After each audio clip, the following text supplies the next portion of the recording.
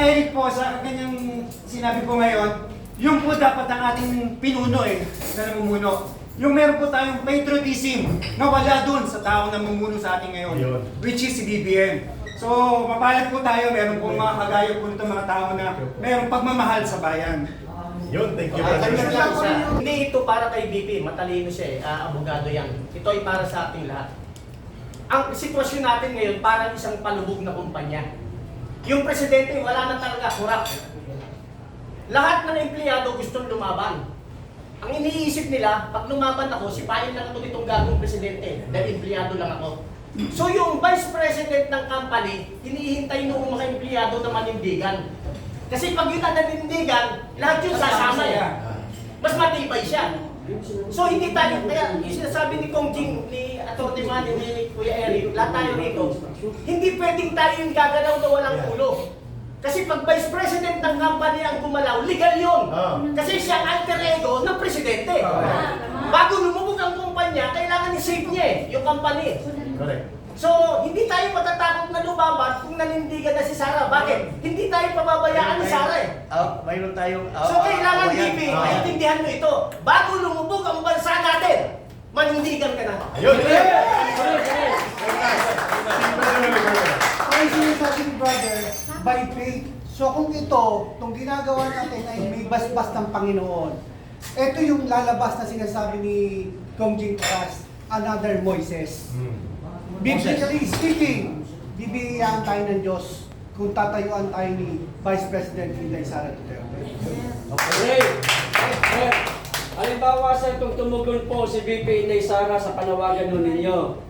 Nakakasigurado ba kayo na meron po mga men in uniform na sumama po sa panawagan din niya? Kasi kayo po dati po kayong mga sundalo, sir. Marami na akong rallying na puntahan. Malapit ako sa mga active ng police. Dahil nararamdaman ko yung nararamdaman nila dahil sumusunod lang sila sa ano. Alam mo ang bulong sa akin, sir, alam ko ano ginagawa lang namin ng trabaho namin. Pero honestly, pag may mag-lead lalabas sila. Yung mga lalo yung mga lower ranks, non-officers rank, marami. Kasi apektado din yung mga pamilya nila eh. Maniwala kayo. Sanay ng men in uniform. Kasi alam po nila na inilalaban natin lahat, part din yung pamilya nila. Sir, sa inyo na po nang galing, sir. Brother Kapit, may dagdag lang na pag-clarify si Atty. Manny. Then, question ba? Alam nyo yung ating military establishment. May record na sila eh. 2 beses sila tumayo para sa Pilipino. History. Diba? It's a 1 and it's a 2. Kaya hindi na namin dapat sagutin yan. Alam na natin kung anong reaction natin nila.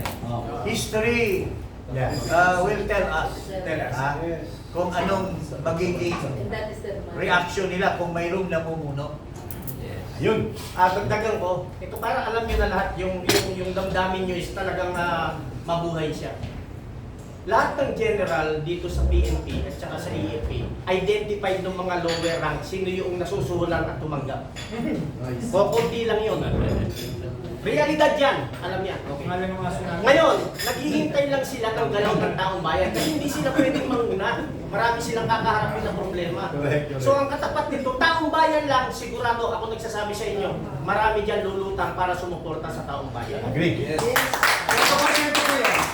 Final question, ka-PL, kung wala na po, pero nakakapagod din, pero matatalo lang eh.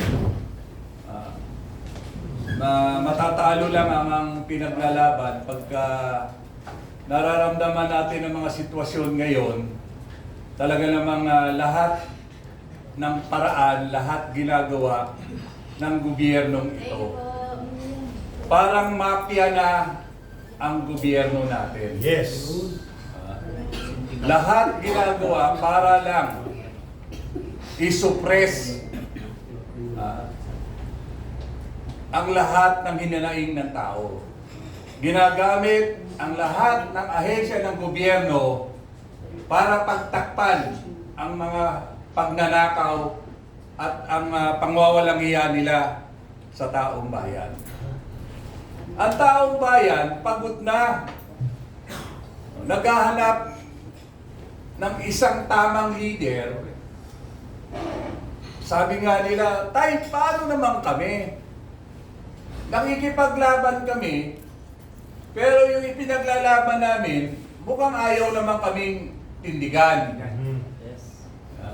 Kaya at least, ito hong pagkakataong ito, itong pananawagan po ng mga kasamahan ko na nagmamalasakit sa bayang ito,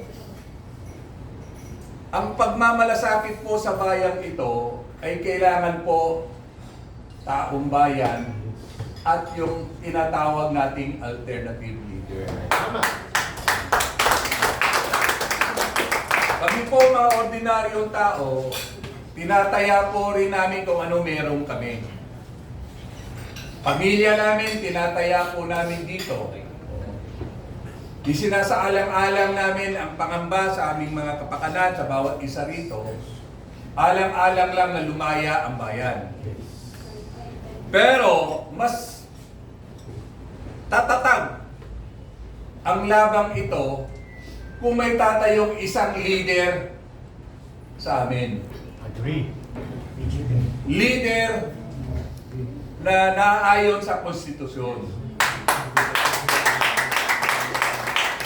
Leader na acceptable sa taong bayan.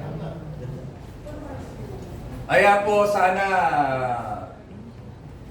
Madam Inday Sara, alang-alang po sa bayang ito, alang-alang po sa mga kababayan nating hirap na. Sana po tuwindig na po tayo, magkaisa po tayo, at lumantad po tayo, hindi po labanan ang gobyerno, kung hindi labanan ang nagpapahirap sa taong bayan. Correct! Kami po ay pro-government kami, dahil ang gobyerno po ay binubuo ng tao. Yes. At ang gobyerno dapat magsilbi sa tao. Agree.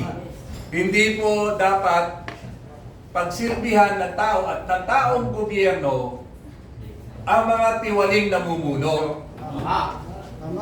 Sa namumuno lang po kami tumatayo sa sumisigaw na tama na, sobra na. Hindi ho sa gobyerno. Dahil alam po namin na buo ang gobyerno ito dahil sa tao. At sana, yun lang po, isasama ho namin sa aming panalangin lagi. I think this is the right time na palayain na ang taong bayan. Ayun. Yun!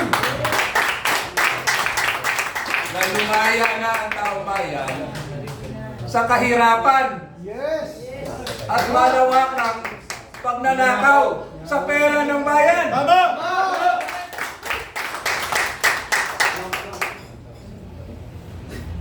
Sana po ito ay makarating sa iyo, Madam Vice President. Kami po, ordinaryong mamamayan, may pamilya rin, may mga kamag-anak na apektado na sa malawakang nakawan ng administrasyong ito. Hindi kasalanan ng gobyerno ang sitwasyon natin dito, ang paglugmok natin dito, kundi kasalanan ng administrasyon ni Bongbong Marcos. Yes! Maraming salamat po at magandang umaga po sa inyo. Tatay Rani, please, everybody stand up. We will close it with a prayer. A final question. Last na talaga. Kasi may hahabulin natin yung schedule natin at pagbibigyan natin. Final Magandang umaga po. Bali dati po ang lagi nating panawagan ay BBM Marcos, bumaba ka na. So bali ngayon ang magiging panawagan na natin ay BP Sara, lumabas ka na. kasama ko yun. Pangunahin pa rin po ang pag-alis ni Marcos on resignation call, which is a constitutional option. Hindi po yun nawawala. It's ano yan, twin. Twin call. Ha? Ano bang, magkasama yan? Magkasama. It's not one or the other. Aha. It should be both. Both. Pero hindi lumabas. I-correct namin. Manindigan ka na kasama ng bayan. Oh. Sir, last. Yun po ang... last na talaga ito. Let Sarah lead. Oh, no, kay Leni yun eh. Let Sarah join the people to redeem the country. Yun ang concept. So, ang mga gusto nyo pang itanong sa susunod ng activities kasi masarap po ang fellowship sa barbecue pag mainit. Yun! Lalo na kapag dito po yan sa Lola Ote. Tatay Rani, please join us and lead Yes. our prayer for sa pagpapasalamat sa media